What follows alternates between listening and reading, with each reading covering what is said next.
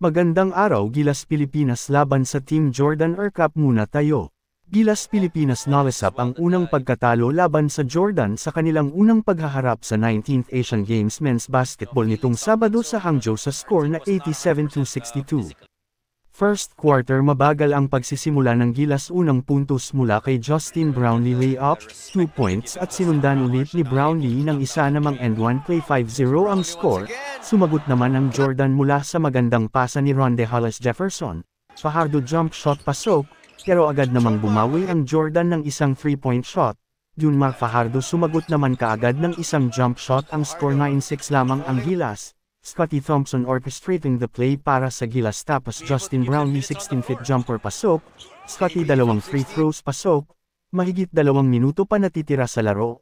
Jordan sumagot ng isang 2 points para sa fast break mula sa isang sablay ng Gilas, at isa pang jumper mula kay Ray. Gilas turnover nagresulta sa isang 3-point shot mula sa Jordan. Tabla na ang laban 13-all, napatawag agad ng timeout si Coach Tim Cone. Team Jordan isang 3 ang binaon bago matapos ang first quarter 16-13.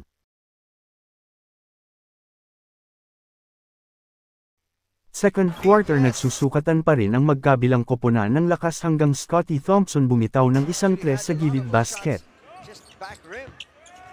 Umawi naman kaagad ang Jordan ng isa ding 3-point shot. Ange Kouame nagpakita ng lakas, follow-up shot 2 points mula sa mintis ni JB. Tabla na ang score sa 19. Jordan team good ball movement resulta 2 points. Back-to-back basket para sa Jordan. Gilas turnover resulta sa isang layup ng Jordanian.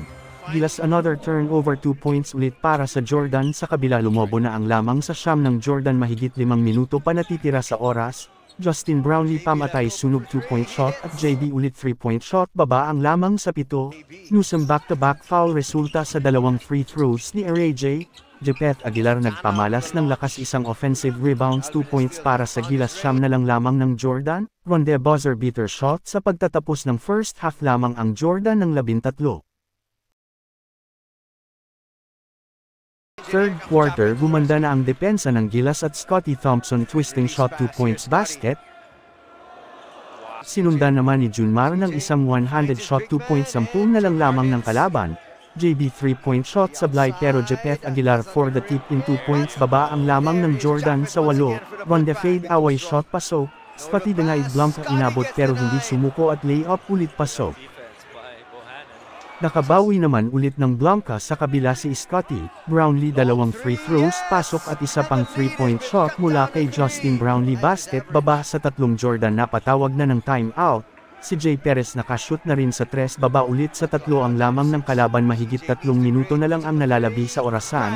Justin fast break pass to Jepeth Aguilar para sa easy 2 points, tabla na ang score sa 48. RJ magaling talaga, bawi agad 2 points back-to-back, pamatay sunog.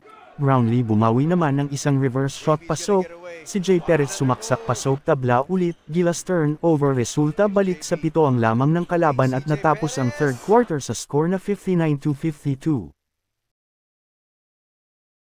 Fourth and final quarter, libre na naman sa 3 ang kalaban, back-to-back 3-point shot. Napatawag agad ng timeout si Coach Tim Cone. Brownlee 2-point shot pasok, Scotty layup basket, baba sa 11 lamang ng Jordan. Nagmistulan ng banyera ang ring para sa mga Jordan, kabaligtaran naman para sa Gilas na puro sablay. Calvin Oftana layup sablay pero Ange Kouame follow-up pasok. Another basket para sa Jordan, lumobo na ang lamang sa 18 points, mahigit 3 minuto pa natitira sa orasan. Gilas hindi na nakabalik pa at natapos ang laban sa score na 87-62. Nalaglag ang Gilas sa ikalawang pwesto na may kartadang 2-1 record at magkakaroon ng do-or-die battle laban sa Qatar sa October 2 para sa posibleng makaharap naman ang Team Iran para sa quarterfinals. Pinangunahan ni Ronde Hollis Jefferson ang Jordan na may 24 points, samantalang si Justin Brownlee ay mayroon ding 24 na puntos.